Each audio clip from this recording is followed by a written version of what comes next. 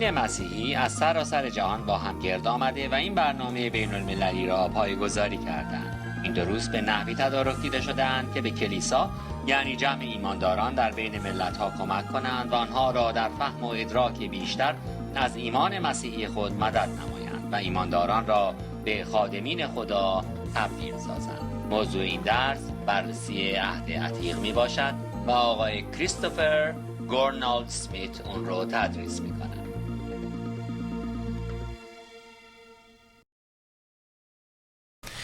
Welcome again to our studies in the Old Testament. I hope you're enjoying them, and I hope you'll enjoy this one. باز هم به این جلسه که در مورد بررسی عهد عتیق هست خوش آمدید. امیدوارم که تا حالا لذت برده اید از این درس‌ها و از این یکی هم لذت خواهید برد. Right now we're in the life of Abraham. حالا داریم در مورد زندگی ابراهیم مطالعه. We saw 2 important things in the life of 2 Abraham. موضوع مهم رو در زندگی ابراهیم مطالعه کردیم. اول اینکه Firstly, Abraham trusted God. He leaned on God with faith. ابراهیم به خدا اعتماد داشت و به او تکیه کرده بود. That was his relationship with God. ارتباط او با خدا اینطوری بود. God made a covenant with Abraham خدا با ابراهیم عهدی بست and made promises to him. و به او قولهایی داد. And that was part of God's relationship. و اون هم بخشی از ارتباط خدا با ابراهیم بود. God made 2 promises to Abraham. خدا 2 تا قول به ابراهیم داد. He said, you're going to have a child, a son of your own, گفت اول اینکه پسری خواهی داشت، فرزندی از خودت، از صلب خودت. even though now you are an old man and your wife is old. اگرچه که الان پیری و زنت هم پیر شده. And second, دوم اینکه your descendants are going to inherit a land. به نسل تو سرزمینی داده خواهد شد. Now Abraham believed the Lord, ابراهیم به خدا ایمان آورد. but years and years went by and still no son. اما سالها گذشت اما چیزی ندید. And in Genesis 16, در پیدایش فصل 16 Abraham's wife, Sarah, زن ابراهیم ساره made a یه suggestion. پیشنهادی به ابراهیم کرد. She said, the Lord promised you a son, گفت خدا به تو یک قول داده که پسری به تو بده. but he didn't actually say me, did he? من که این وسط اشاره‌ای بهم نکرد، به من از من چیزی نگفت. Perhaps your son is to be through someone else. شاید تو پسری خواهی داشت اما از طریق یک کس دیگه، یه زن دیگه. Now, Abraham's life was something of a struggle. زندگی ابراهیم پر از درگیری ها بود، بالا و پایین داشت. Between his relationship with God and his culture. درگیری او بین فرهنگش بود و اون ارتباطش با خدا. Sometimes God used his culture to speak to him. بعضی از اوقات خدا از فرهنگ او استفاده میکرد که باهاش صحبت کنه.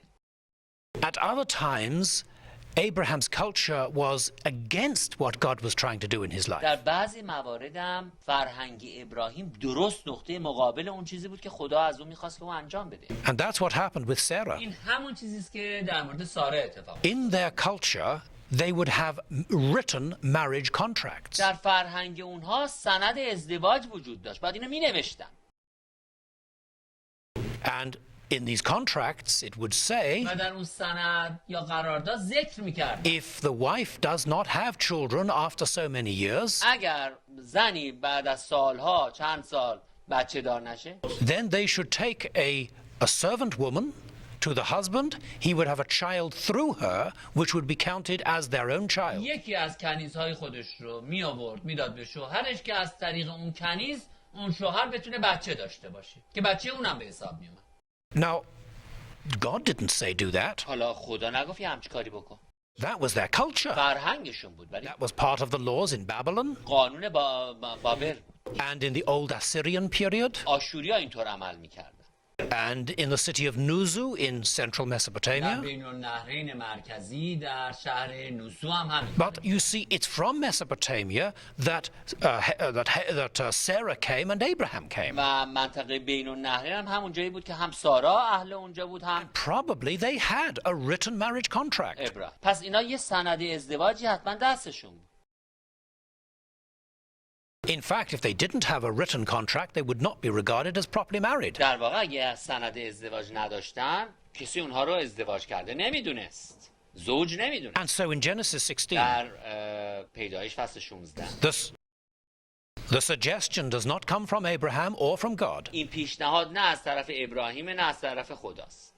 But Abraham's wife, Sarah, says it. اما زن ابراهیم ساره همچین چیزی رو پیشنهاد. She says, God has stopped me having children. ساره میگه خدا که من بچه نداده. So let's do what our culture says. پس بیا اون کاری که فرهنگمون میگه انجام بدیم. Take my Egyptian maidservant, Hagar, کنیز مصری رو که دارم هاجر رو بگیر. and let's have children through her. از طریق اون بچه دار بشو. It was the suggestion of Sarah herself. این پیشنهادی بود که ساره به ابراهیم. And in this case, و در این مورد Abraham and Sarah and Hagar followed their own culture entirely. ابراهیم، ساره، هاجر همشون فرهنگشون رو پیروی کردن. Well, there was a child, خب یه بچه هم به وجود اومد. but the result was strife, dissension, anger between the people in the family. نتیجهش چی شد؟ که همه فامیل افتادن به جنگ و دعوا و مشکلات. God did not suddenly jump on Abraham and judge him for it. خدا هم البته بلافاصله نپرید وسط و ابراهیم رو اونجا داوری بکنه. But he simply said, this is not the boy. اما بهش گفت این اون بچه‌ای نیست که من وعده دادم. Your own wife is going to have a child. سر خوده. اون زنی که داری اون بچه. And later, his own wife, Sarah, did have a child, بعدها سارا بچه دار شد. even though she was so old. اگرچه که خیلی پیر بود.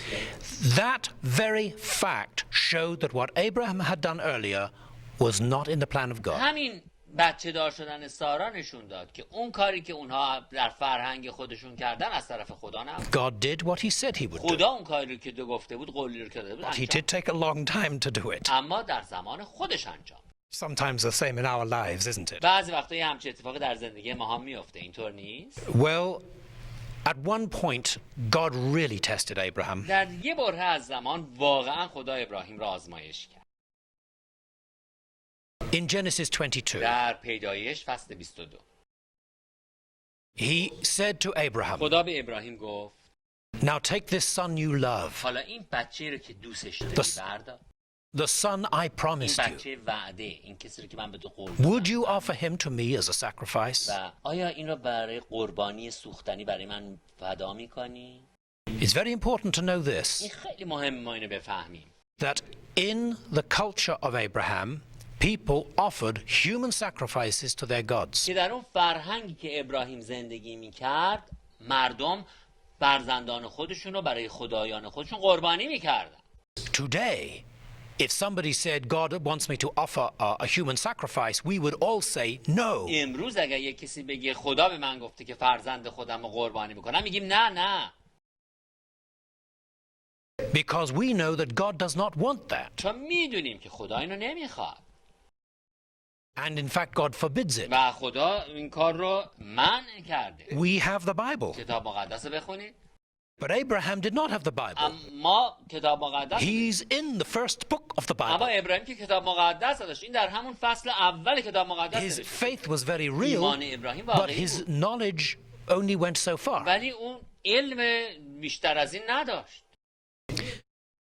So Abraham said, all right, I will offer my son. ابراهیم گفت خیلی خوب، من پسرم میبرم قربانی میکنم. It was a terrible experience for him. تجربه تلخی بود براش. And God allowed him to come all the way to where he was going to do it, and then God stopped him. اما خدا اجازه داد او بیاد به اون جایی برسه که این کار رو میخواست انجام بده، ولی بعد خدا او رو متوقف کرد از انجام این کار. نذاش این کارو بکنه. What was God doing? خدا داشت چی کار میکرد؟ God was doing two things. خدا داشت دو کار انجام میداد. He said, I want you to understand, Abraham, that this is one sacrifice I do not require. خدا داشت به ابراهیم میگفت ابراهیم میخوام بفهمی که این یه نوع قربانیه که من اصلا نمیخوام تو این رو انجام بدی. I am not like the gods of the heathen. من مثل اون خدایان بت پرستا نیستم. But the other thing was this. مطلب دوم این بود. He said, Abraham, I do want you to put me first, even before your son. ابراهیم من میخوام تو مرا در اولویت قرار بدی، حتی جلوتر از این پسر خودت. I will never demand this sacrifice, human sacrifice. من هیچ وقت قربانی انسانی از کسی نمیخوام. But it is important that you love me first. اما این مهمه که تو مرا محبت کنی، دوست داشته باشی. That I come first in your life and then your son. اول نفر باشم در زندگی. So Abraham learned those two very important things. پس می‌بینیم که ابراهیم این دو مطلب خیلی مهم رو اینجا یاد گرفت. Well, Abraham's son was Isaac. بله، اسم پسر ابراهیم اسحاق بود. And Isaac had a son. اسحاق پسری داشت. His name was Jacob. اسمش یعقوب بود. Jacob's name was later changed to Israel. اسم یعقوب بعدها عوض شد اسرائیل. The word Israel actually applied to different things at different times in the Old Testament. کلمه اسرائیل در جاهای مختلف عهد عتیق به چیزهای مختلفی گفته میشد. First, it was the name of a man, اولی که اسم فرد بود. Jacob, یعقوب اسمش شد the grandson of Abraham. پسر ابراهیم. یعقوب پسر ابراهیم. His name was changed to Israel. اسمش عوض شد به اسرائیل تبدیل شد. Later, we find a whole group of tribes بعدها می‌بینیم قبایلی هستند که به این نام ملقب. descended from Jacob, Israel. اینا قبایلی هستند که از اون یعقوب، از اون اسرائیل تولید شد. And each tribe has its own name. هر قبیله‌ای اسم خودشو داره. There will be the tribe of Levi, لاویان، tribe of Judah, یهودا، and so on. But all of these tribes together use the covenant name ولی Israel. تمام این قبیله ها همشون با هم اون اسم عهد رو به نام اسرائیل رو قبول کردن. So then it meant the covenant relationship between the پس tribes. اسرائیل در واقع معنی اون ارتباط عهد هم بین قبایل. Many years later, سالهای بعد، hundreds of years later, صدها سال بعد، there was a nation, a kingdom called Israel. یک پادشاهی به وجود اومد که بهش میگفتن اسرائیل And it split in two. که دو قسمت شد. And the tribes in the south were known as the kingdom of اون Judah. قومی که در جنوب بودن به نام پادشاهی یهودا And the tribes in the north were known as the kingdom of و Israel. اونایی که شمال بودن به نام پادشاهی اسرائیل. So then Israel had a third and different meaning. پس حالا می‌بینیم اسرائیل یک معنی سوم و متفاوتی پیدا کرد. It had a political meaning of a group of tribes in just part of the land. یک گروه از قبایل در یک بخشی از اون سرزمین. Now, during the time of the man, Jacob, Israel, در دوران حیات یعقوب اسرائیل there was a great famine in the land. They had no food. قحطی عظیمی در اون سرزمین پیدا شد. And God worked through circumstances in a wonderful way. و خدا که از شرایط به طریق فوق‌العاده‌ای استفاده می‌کنه. One of Israel's sons, یکی از پسران اسرائیل Joseph, به نام یوسف found himself as a slave in Egypt. یه مرتبه خودش رو می‌بینه که برده شده توی سرزمین مصر.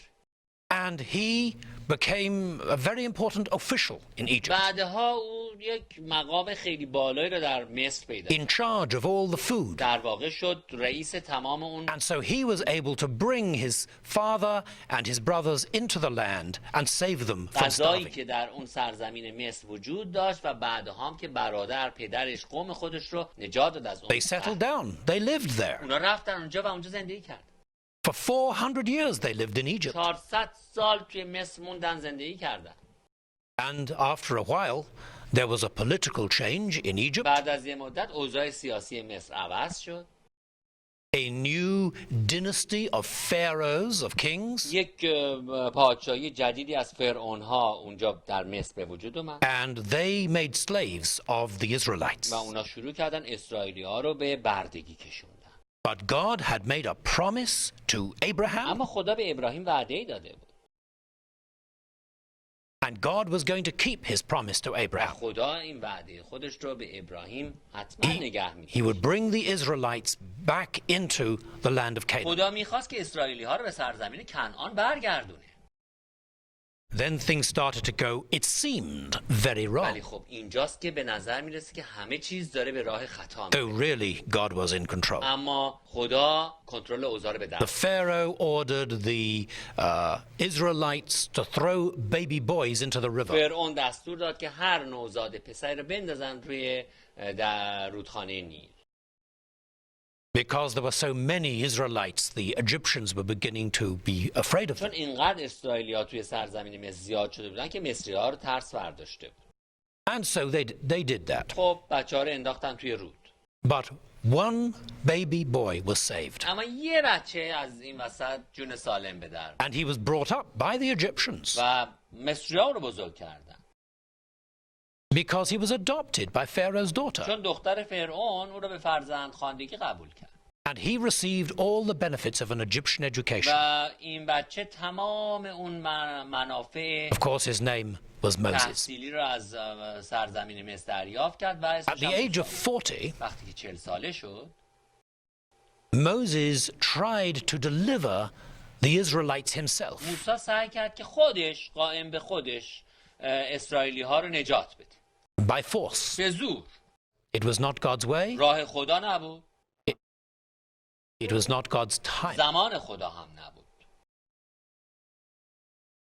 Moses had to run out of Egypt as a refugee. موسی مجبور شد به عنوان یک پناهنده از مصر فرار کنه. He became adopted by a group of people living in the desert. و بعد یه عده‌ای که در بیابان زندگی میکردن اون رو بین خودشون پذیرفتن. They are called Kenites, which means metal که worker. لقب اونها کنایت بود، یعنی فلزکار. And there he was a و shepherd او اونجا چوپانی میکرد until the age of 80. تا اینکه 80 سالش. Then God appeared to و him بعد خدا به او ظاهر شد in Exodus chapter 3. در خروج فصل 3. It's very important to see how God made himself known to Moses. این خیلی مهمه که ما بفهمیم که خدا چطور خودش رو به موسی معرفی کرد. Moses had his flock of sheep and goats, موسی اون گله بز و گوسفند خودش رو داشت میچرون. and he saw a bush burning. یه بوته آتش شعله‌ور بود. Now that's not unusual. خب این غیر طبیعی نیست. If you were in the Sinai desert اگه در صحرای سینا باشه آدم for a long time, مدت طولانی، you would see bushes burning. بوته ها رو آدم میبینه که آتش میگیرن. It's very dry, it's very hot. چون خشکه، گرمه هوا. So the little thorn bushes sometimes just go on fire. پس گاهی وقتا این بوته ها آتش میگیرن. They burn for a little while. یه مدتی میسوزن، شعله‌ورن. After maybe 2 minutes, there's nothing left. بعد از 2 دقیقه خاموش میشه. Just a little patch of black on the ground where the bush had once been. چیزی هم ازشون باقی نمیمونه. یه سیاهی همونجا روی زمین دود اونجا میمونه، دوده. Exodus 3, خروج فصل 3 verse 2. آیه 2. And the angel of the Lord appeared to Moses in a flame of fire from the midst of a bush. So he looked, and behold, the bush was burning with fire, but the bush was not consumed. و فرشته خداوند در شعله آتش از میان بوته‌ای بر وی ظاهر شد و چون او نگریست اینک آن بوته به آتش مشتعل است اما سوخته نمی‌شود. Then Moses said, I will now turn aside and see this great sight, why the bush does not و burn. موسی گفت اکنون بدان طرف شوم و این امر غریب را ببینم که بوته چرا سوخته نمی‌شود. You see, what attracted Moses was not the fact that the bush was burning, توجه موسی را این جلب نکرد که اون بوته شعله‌ور بود، but the fact that it went on and on and on burning and it was not destroyed. اما اینکه این بوته هی میسوخت و خاموش نمیشد این توجه موسی را جلب کرد. چرا این خاموش نمیشه؟ Believe me, there was nothing extraordinary about the bush. چیز غیر طبیعی درباره اون بوته آتش نبود. Nothing miraculous. چیز معجزه آسایی نبود. Nothing supernatural. هیچ چیز فوق طبیعی It نبود. was just one more bush like all the thousands of others in the desert. اونم یه بوته بود مثل هزاران بوته دیگه که تو اون بیابان بودن. Just a little dry thorn bush. یه بوته کوچولی اونجا. But the fire was miraculous. اما اون آتش فوق طبیعی معجزه است. You see, all fire needs fuel. چون این آتش برای که شعله ور بمونه باید سوخت بهش برسه. You've got to burn something to have fire. یک چیزی باید بسوزه که اونجا آتش باشه. Wood حالا یا چوب or coal یا زغال سنگ or یا gas, گاز یا oil. نفت. but something has to burn. یه چیزی باید بسوزه که اون شعله هم تو ادامه پیدا کنه. Everything that we know in the universe is dependent on something else. هر چیزی رو که ما در این کائنات میشناسیم به یک چیز دیگه‌ای وابسته است. I cannot live unless I eat. من نمیتونم زنده بمونم اگه نخورم. The food I eat comes from the earth. غذایی که من میخورم از زمین میاد. But the earth derives energy from the sun. زمینی که ما داریم از انرژی خودش از خورشید میگیره. And the sun is gradually burning up the elements that are in و it. خورشید هم داره تمام اون چیزایی که در درونش هستن میسوزونه و استفاده میکنه. All existence in the universe, پس تمامی وجود در این کائنات without exception, بدون استثنا is contingent or dependent on other things. وابسته هست به چیزهای دیگه. There's no fire without a fuel. هیچ آتشی ممکن نیست بدون اینکه سوخت داشته باشه But شعله ور. here was a fire without a fuel. همونجا یه آتشی بود که شعله ور بود، سوختی هم دیده نمیشد. It burned on and on and on, and the bush was not burned up. همینطور میسوخت و اون بوت هم از بین نمیرفت، نمیسوخت. It wasn't the bush that was burning. پس این اون بوته نبود که داشت میسوخت. The fire existed in itself. یه آتشی اونجا بود که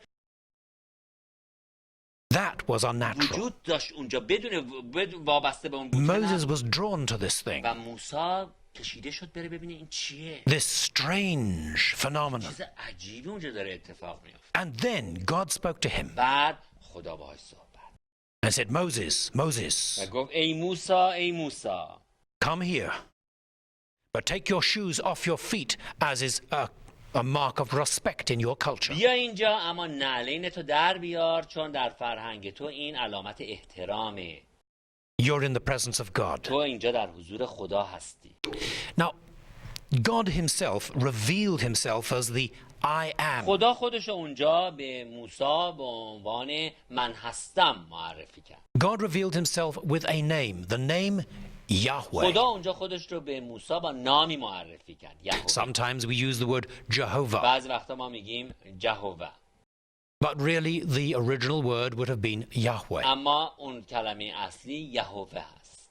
And it's connected with the Hebrew verb to be. و این با فعل عبرانی And God, یعنی بودن. God himself explains it as I am that I am. خدا خودش رو اینجور معرفی میکنه. من هستم آن که هستم.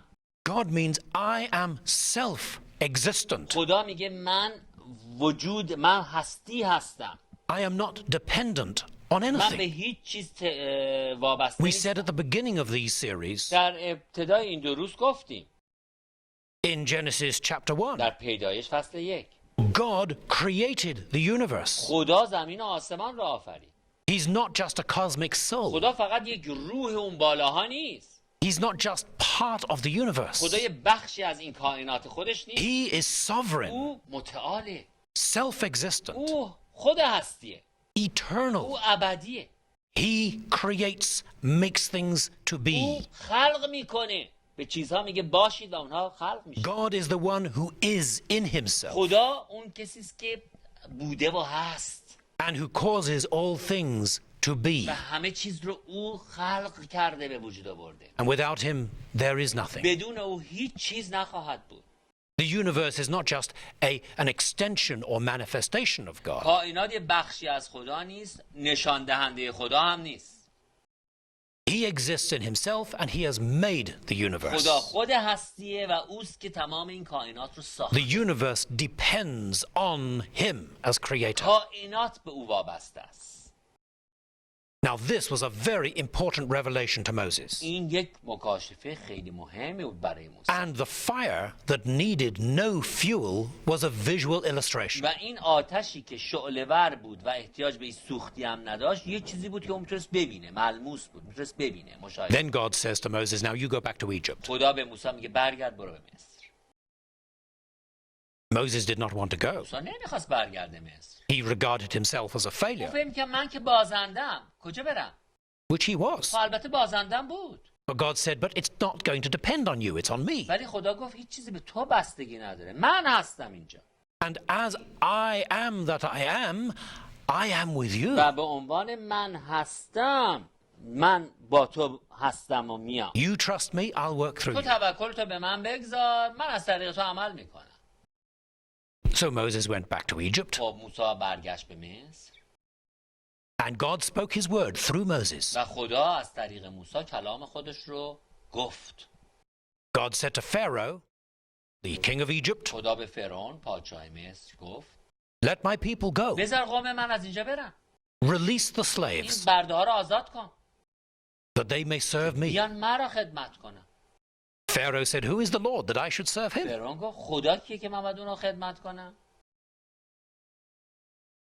You talk about this Lord, Yahweh, I don't know this تو God. درباره یهوه، درباره خداوند صحبت اصلا نمی‌دونم کی هست. And so there was a series of plagues in و Egypt, بعد یه سری بلاها در مصر اتفاق افتاد judgments by God. که داوری خدا بود. Now we don't have time to do it ما today, امروز وقتی که بخوایم به اونها بپردازیم and we نداریم won't have time in و this کلا series. توی این درسام وقت نخواهیم. But every one of those plagues was directed against one of the gods of Egypt. اما دونه بدونه اون بلاها بر علیه یکی از خدایان مصر انجام شد. There were about 2,000 gods in Egypt, 2000 خدا در مصر بود. but the most important ones are the objects of those judgments. ولی مهمترین اونها کسانی بودن که این داوری بر اونها قرار گرفت. It showed the non-existence of those gods. نشون داد که اون خداها اصلا وجود ندارن. It was not those gods that controlled the river اون Nile, خداها نبودن که رود نیل رو کنترل میکردن or health and sickness, یا سلامتی و مرض رو or the weather, یا اوضاع جوی رو. or the insects and animals. It was the Lord God who did اون that. خدای واحد حقیقی یهوه بود که And این so کار. this was very important این خیلی مهم بود for two things. به دو دلیل. First, to make the Egyptian Pharaoh let the Israelites go, اول اینکه بذاره اون فرعون مصر اسرائیلی‌ها رو آزاد کنه برن but also for the Israelites to learn who God really was. و همینطور برای اسرائیلی‌ها که بفهمن که خدا فی الحقیقه کیست، And how great he was. او چقدر عظیمه. So then came the last judgment. و بعد می‌بینیم که اون داوری آخر اومد. And that was the time of what we call the Passover. اونجوری که بهش ما پسح میگیم. It's in Exodus chapter 12. در خروج فصل 12 این رو میگیم. God said, tonight death is going to go through the land. خدا گفت در آن شب از زمین مصر مرگ عبور خواهد کرد. The judgment of God. داوری خدا. The oldest son in each family will die. پسر ارشد هر خانواده‌ای خواهد مرد. But if you obey me, that will not happen. اما اگه من را اطاعت کنید اتفاق نمیفته. Each family would take a lamb. هر خانواده یک بره بگیره. Or if the families were small, they could share a lamb between more than one family. اگه خانواده ها کوچیک بودن میتونستن یه دونه گوسفند رو با هم تقسیم. They would kill that lamb and eat it during the night. اون بره رو اون گوسفند رو قربانی کنن، شب بخورن. And they would take the blood from that lamb خونش رو بگیرن. and make a mark over the top of their houses, over the lintel across the door. بپاشن به اون سردر خونه هاش. بذارن به اون سردر خونه هاش. And on the posts at the side یه of the door. مقدارش هم به اون دو قائمه، به اون دو تا طرف جانبی And then بزن. they would stay in that house. برن تو خونه بمونن. And no one in that house would die. خونه‌ای که این علامت رو داشته باشه هیچ کس در اون خونه نخواهد. And so they did that. خب بعضیا این کارو کردن And as a result, they did not die. و در نتیجه هم نمردن. Well, the next morning the Egyptians said, we've had enough, you go on. فردا مصری‌ها گفتن که برید بیرون از اینجا، بیاید برید. And they did. They left the land. اسرائیلی هم سرزمین مصر ترک. In the New Testament, that is a picture of Jesus. در عهد جدید اون تصویری که از عیسی مسیح به ما داده میشه همین تصویر. The judgment of God is on us. ما زیر داوری خدا هستیم. For all of us are sinners. چون هممون گناه کردیم. We are the seed of Adam. ما از نسل آدمیم. But Jesus Christ, our Passover lamb, اما عیسی مسیح اون بره قربانی ماست. has died for us. برای ما جان خودش رو But داد. it doesn't end و there. این همونجا تمام نمیشه. We have to accept what he has done. ما باید بپذیریم اون کاری رو که او برای ما انجام داده. Shedding his blood on the cross. او خون خودش رو برای ما در روی And صلیب. we must apply it to our own lives ولی ما باید این خون رو بگیریم و در زندگی خودمون قرار and بگیریم. come under that و protection. بعد بریم زیر اون حفاظت این خون. And then God receives us and accepts us. و بعد خدا ما رو میپذیره و ما رو So قبول the میکنه. Old Testament is full of pictures like that. پس میبینید که عهد عتیق پر از تصاویر این چنینی. The Israelites came out of Egypt then. اسرائیلی از مصر اومدن بیرون. God miraculously brought them through a sea that separated them from the desert. خدا اونها رو معجزه آسا از اون دریایی که اونها رو از بیابان جدا میکرد عبور داد. In the Hebrew Bible, it's called the Yam Suf. در انجیل عبرانی بهش میگن یامسوف. The Yam Suf was this sea they went through, یامسوف اون دریایی است که اون ازش عبور کردن. and God brought them to a mountain called Mount و Sinai. خدا اونها رو آورد به کوهی که بهش میگن کوه سینا. And at that Mount Sinai, God made a covenant with the tribes of و Israel. اونجا در کوه سینا خدا با قبایل اسرائیل عهدی بست. These tribes were the descendants of the man, Jacob or Israel, the grandson of Abraham. این قبایل همشون از نسل یعقوب نوه ابراهیم. Now, when we look at what God did with the Israelites, this covenant, وقتی ما نگاه میکنیم به این عهدی که خدا با اسرائیلی ها بست، it's one of the most important things in the Old Testament. یکی از مهمترین چیزهای عهد عتیقه. It is the heart of the Old در Testament. واقع اون قلب تپنده عهد عتیق. And this covenant is called in the New Testament is called the Old Covenant, در عهد جدید به این عهد میگن عهد عتیق، because the new covenant is in Jesus. چون عهد جدید در عیسی مسیحه.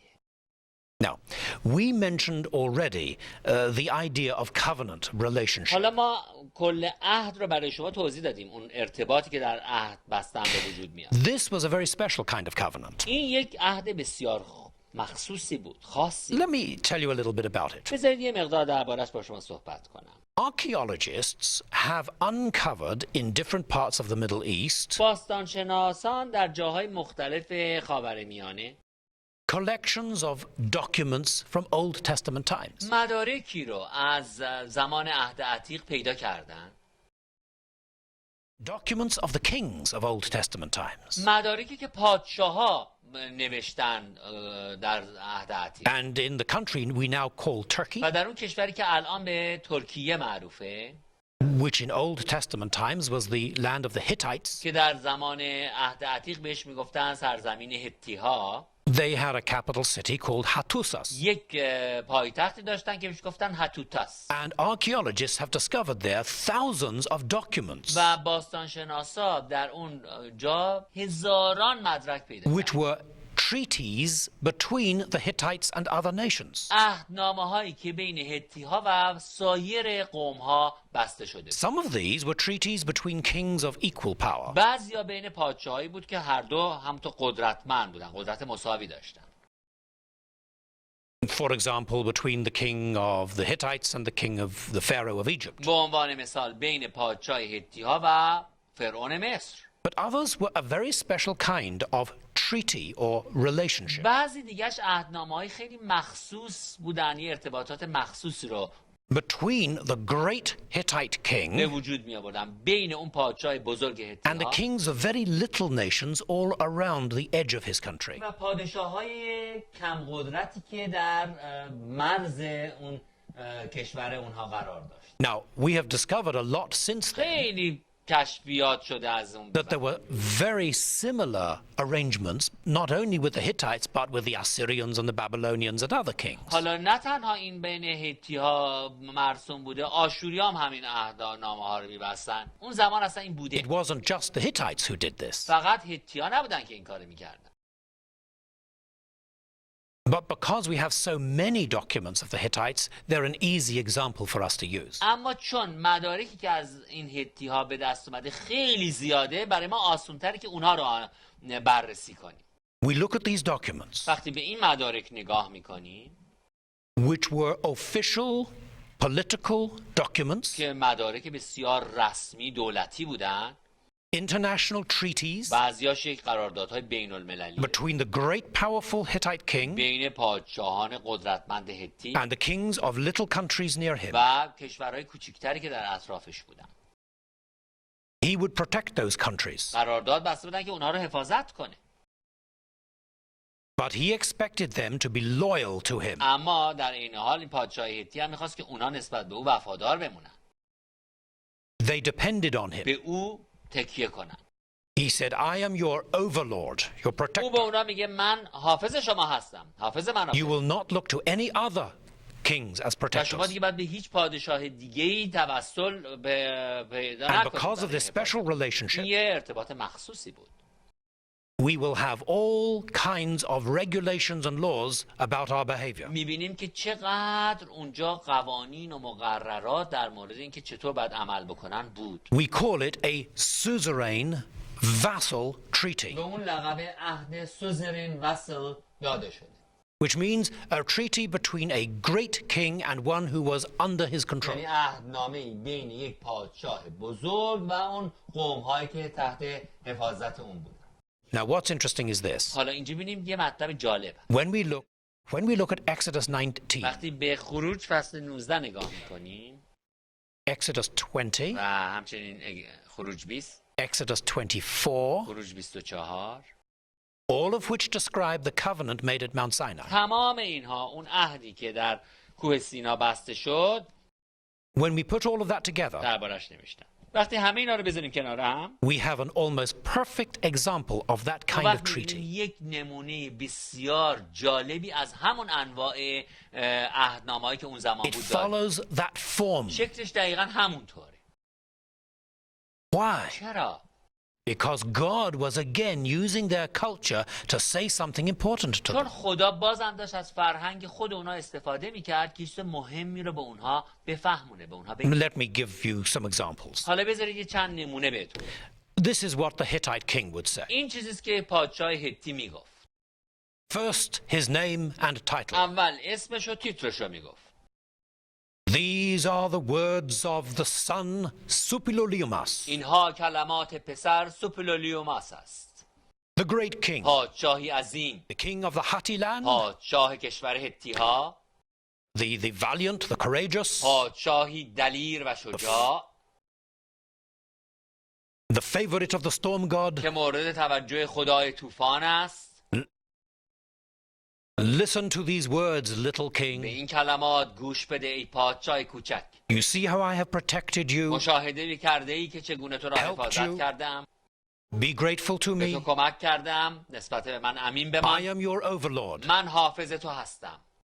You will have no other suzerains, no other overlords except me. هیچ کس دیگر را نباید داشته باشی جز من که تو را حفاظت کنم. This is our relationship. این رابطه من با تو چنین است. Now, in this circumstance, you will do this. حالا در یک همچین شرایطی این کارا رو تو باید انجام بدی. In those circumstances, you will do that. در شرایط دیگه این کار رو باید انجام بدی. Etc., و etc. بعد میگفت اینطور باید And so بکنی، it would go on at great length. اونطور باید بکنی، بعد توضیح میداد که چه کارهایی باید بکنی. And then he would say, و بعد ادامه میداد و میگفت if you keep this, اگر تو این these blessings will be on you. If you break it, the cursings will be on you. عهدنامه رو نگه داری، برکات نصیب تو خواهد بود. اگر اون رو بشکنی، لعنت بر تو خواهد بود. But they would give the curses first, اول بلاها رو میگفت، لعنت‌ها رو میگفت. and there would be lots of them. خیلی هم لعنت‌های زیاد. All kinds of terrible things were going to happen to the little nation if they broke their word. تمام چیزهای بدی که برای اون ملت‌های کوچیک اتفاق می‌افتاد اگر عهد خودشون رو میشکست. But if you keep this covenant, اما اگر عهد رو نگه می‌داشتن، there will be many good things that will happen اون to وقت you. خیلی چیزهای خوبی بود که براشون پیش. Then the little nation would make a promise. بعد اون کشورهای کوچک قول میدادن، They would swear to do what was the right thing. قسم میخوردن که اون چیزی که باید انجام بدن انجام بدن. The treaty would be written in documents, این عهدنامه نوشته میشد در اون مدارکی که بود and the documents would be put in a و temple. بعد این مدارک رو میبردن میذاشتن در اون Now, عبادت. if you look at what God did with Israel, he did the same thing. حالا اگه دقت کنید خدا هم با قوم اسرائیل همین کار کرد. First, he identified himself. اول گفت که کیه، خودشو معرفی کرد. I am the Lord, Yahweh, من خداوند تو یهوه هستم، your God. خدای تو هستم. I brought you out of the land of Egypt. من تو را از سرزمین مصر بیرون آوردم. You've seen what I did to the Egyptians شما مشاهده کردید من با مصری‌ها چه کردم. with a mighty hand and an outstretched با arm. دست قدرتمند خودم I carried you on the wings of eagles and brought you to myself. من شما رو روی بالهای عقاب پرواز دادم و به سوی خودم آوردم. Now you will have no other gods except حالا me. دیگه شما هیچ خدای دیگه ای نباید داشته باشید جز من. And now here are the detailed laws and regulations you must و حالا observe. اینجا همه اون قوانین و مقرراتی که باید انجام بدید شما And میدید. then you make a promise. و بعد شما باید یه قولی بدید. And the Israelites said, اسرائیلی‌ها گفتن all that the Lord has said we will do. آنچه که خدا گفته ما انجام خواهیم داد. God said, that's fine. خدا گفت باشه. Now there will be a sacrifice, حالا یه قربانی بگذرونید. a written document. یه مدرک نوشته شده. In fact, we read of two kinds of documents. در واقع ما دو نوع مدرک نوشته شده داریم. We're told that Moses wrote all the words of the Lord in a book of the به law, ما گفته شده که موسی تمام قوانین خدا رو در اون کتاب شریعت نوشت and then we also read that there were the 10 commandments on tablets of و stone, همینطور میخونیم که 10 فرمان بر روی اون لوحه های سنگی نوشته شد and the tablets of stone were put into a box و بعد اون لوحه های سنگی رو گذاشتن در داخل یک جعبه called the box or the ark of the covenant of the treaty, که بهش لقب صندوق عهد داده شد and that was put in the tabernacle and later in the و temple. اون رو گذاشتن در خیمه عبادت و بعد هم در داخل هیکل. Now sometimes we talk about the 10 commandments, بعضی وقتا ما درباره 10 فرمان صحبت میکنیم but really we ought to talk about one principle and 9 commandments. ولی ما باید در واقع درباره یک اصل و 9 فرمان صحبت کنیم.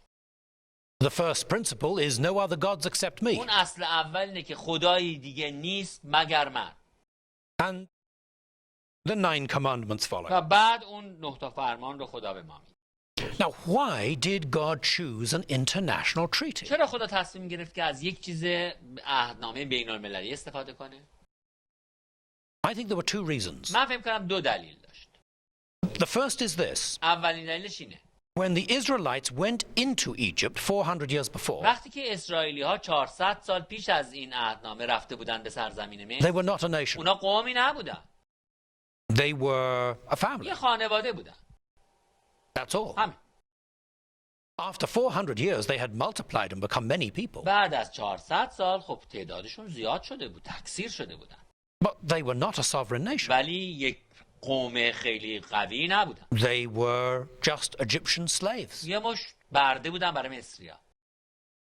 God brought them out خدا اونا رو از سرزمین مصر برد بیرون and was saying, now you are a community و بهشون میگه حالا شما قومی هستید and I have a purpose for و you. من هدفی برای زندگی شما قرار دادم. You must now act as a community. شما حالا باید به عنوان یک قوم رفتار بکنید، مثل یک قوم. If you like a what we would call a body politic, a nation. شما باید مثل یک ملت، مثل یک قومی که تشکیلاتیه And رفتار. in accepting a treaty with God, و اونا وقتی که این عهد رو با خدا قبول کردن For the first time, they were actually agreeing to something as a در nation. واقع برای اولین بار به عنوان یک قوم، یک ملت داشتن یک موافقتنامه‌ای را امضا. They were the people of God. اونها قوم خدا بودن.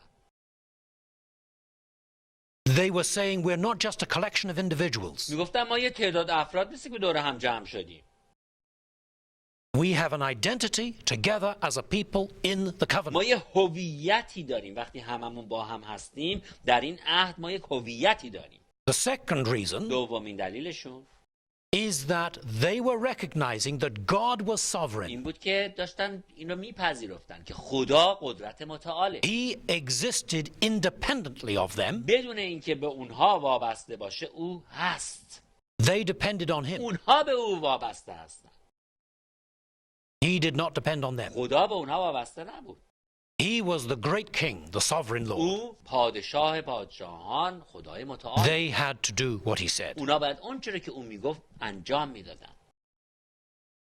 Now, there was one other aspect of this. حالا یک بخش دیگه هم از این مطلب It هست. wasn't just a matter of an international این treaty. فقط موضوع یک قرارداد بین المللی There was a نبود. detailed code of laws. یک سری قوانین بسیار جامعی وجود داشت. And again, we find parallels in the Middle East, و باز هم شبیه اینو ما در خاورمیانه میبینیم. in other nations. در بین ملت‌های دیگه. For به example, عنوان مثال there was the law code of Hammurabi, king of Babylon, قوانین حمورابی پادشاه بابل about 1750 BC. حدود 1750 قبل از میلاد. There was the code of Bilalama, an Amorite king of Eshnuna, قوانین بلالاما پادشاه اموریان از اشنونا about 1885 before Christ. حدود 1885 قبل از میلاد. And there were the laws of Lipit Ishtar, king of Isin, و بعد قوانین لیپید ایشتا پادشاه ایسلینگ about 1875 before Christ. در حدود 1875 قبل از میلاد. Now, that's not surprising, خب این خیلی تعجب نداره، because those were ancient nations in the Middle East, and so was Israel. چون اینها هم از اون قوم‌های باستانی بودن که در منطقه خاورمیانه بودن. اسرائیلی هم یکی از اون قوم‌ها بودن. But there are differences also. اما تفاوت‌هایی هم بین اینا وجود داره. Just one difference is this. یه تفاوت مهمش اینه.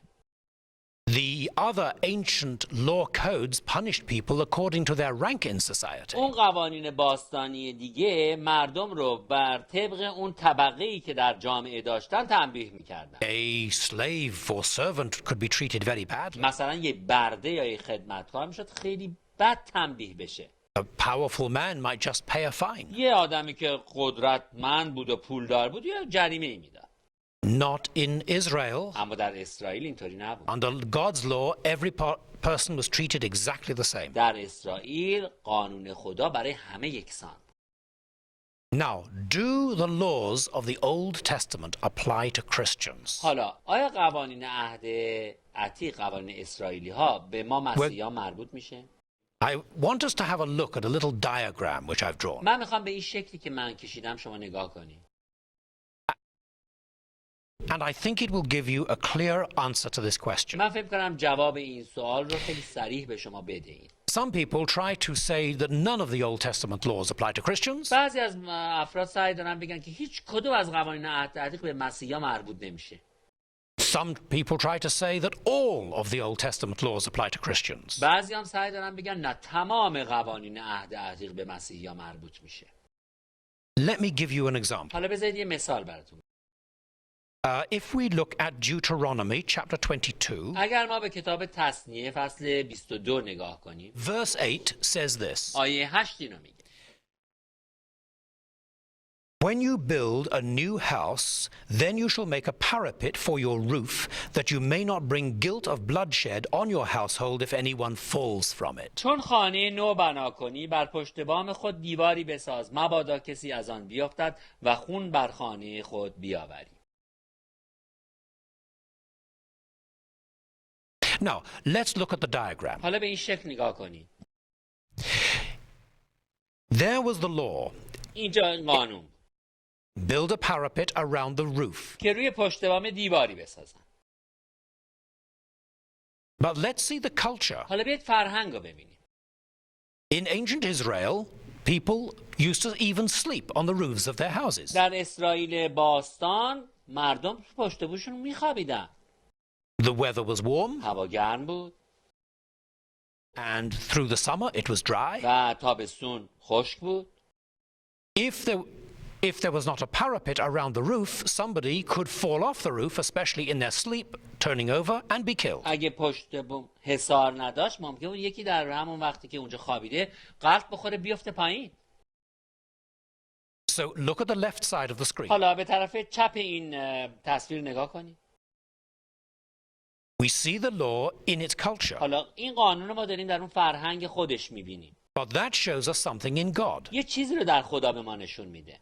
God says, I care about people. خدا داره میگه من در مورد قوم خودم And دقت I دارم. care about their safety. من میخوام اونا سلامت باشن. Now, حفاظت بشن. I'm from England originally, من اصلم از کشور انگلیس. and we have a lot of rain. اونجا خیلی بارون میاد. So we don't sleep on the roofs of our houses. ما هیچ وقت روی پشت بوم خونه هامون نمیخوابیم. Most of our houses have very pointed roofs like this, اولا که پشت بوم هامون شیرگونی دارن، شیرگونی های نوک‌تیزی هم دارن. and people do not go onto those roofs. و مردم اصلا روی اونجا نمیرن روی اون پشت. So why build a parapet around it? پس چرا اونجا دیوار بسازیم دورش؟ Does it apply to us? آیا این به ما مربوط میشه؟ No. نه.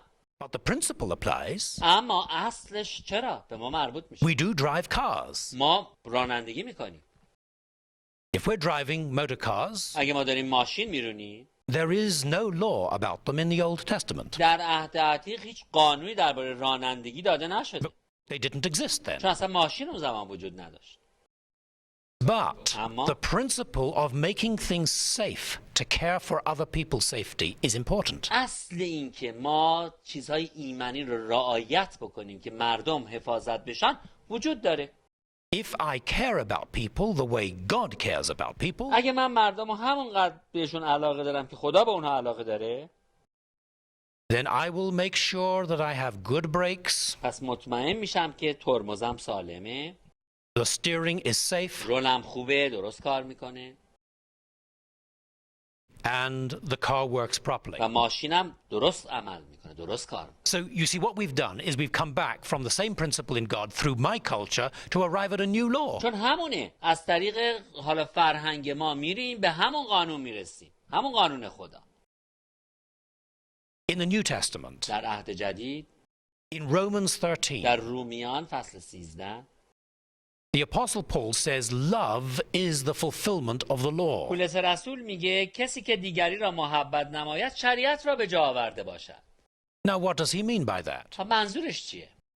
Does he mean that if I just have a nice warm feeling about people inside me, I can do whatever I want? میگه اگه من یه احساس خوب و پر محبتی نسبت به دیگران داشته باشم هر کاری که دلم میخواد میتونم بکنم؟ No, نه، he's not saying that. اینو نمیگه.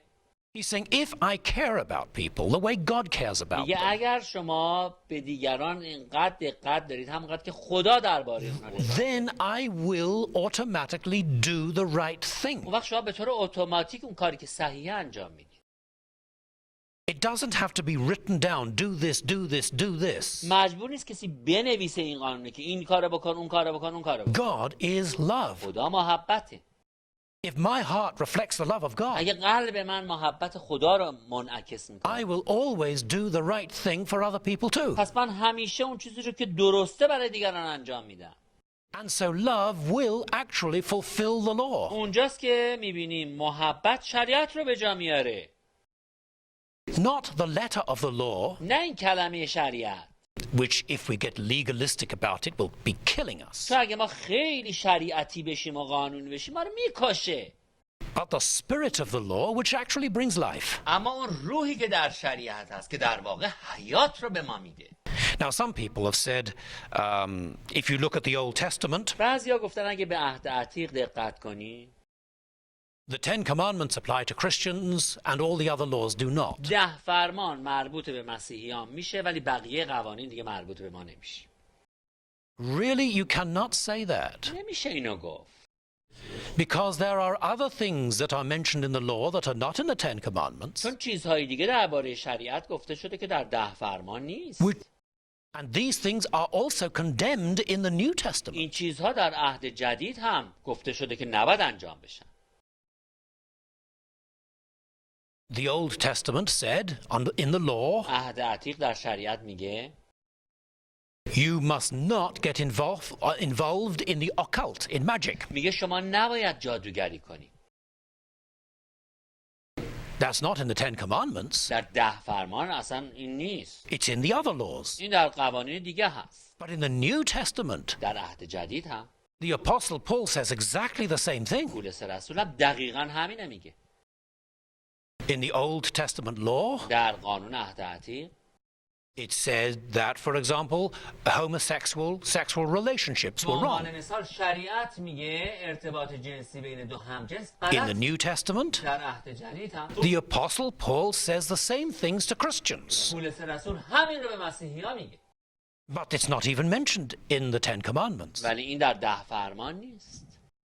So we cannot say that it's just the Ten Commandments that apply to Christians and nothing else. پس نمیشه گفت فقط 10 فرمان به مسیحی‌ها مربوط بشه بعد اون رو رعایت کنن بقیه‌اش دیگه مربوط نیست. The Old Testament says adultery is wrong, the New Testament says adultery is wrong. عهد عتیق میگه زنا غلطه، عهد جدید هم همینو میگه. But has anything changed in terms of culture with regard to that? اما از نظر فرهنگی درباره این موضوع هیچ چیزی عوض شده؟ No, it was a basic human relationship. نه، چون این یک اصل خیلی اساسی در ارتباط بین انسان‌ها. God's building block for human society is the family. واحد سازنده‌ای که خدا با اون جامعه رو میسازه خانواده است. In the Old Testament در عهد عتیق and in the New Testament. و در عهد جدید. So it's important to look at the law, پس این برای ما مهمه که وقتی داریم به شریعت نگاه میکنیم look at the culture, فرهنگ رو هم در نظر بگیریم see if there is a significant difference, و ببینیم اگه یه تفاوت خیلی زیادی هست the principle which is reflected, اصلی که میخواد به ما گفته بشه در نظر بگیریم what God says in the New Testament, اون چرا که خدا در عهد جدید گفته در نظر بگیریم and by interpreting scripture by scripture, و کلام رو هم از طریق کلام تفسیر we can easily see the things which do apply today and the things which were simply an expression of their اون culture. وقت به آسونی متوجه اون مواردی میشیم که امروز هم برای ما قانونه، ما باید اونها رو رعایت بکنیم و اون چیزایی که در اون زمان برای همون I hope this فرهنگ helps you to understand some of the laws of the Old Testament. امیدوارم که این به شما کمک کنه که بعضی از قوانین عهد عتیق رو متوجه بشید.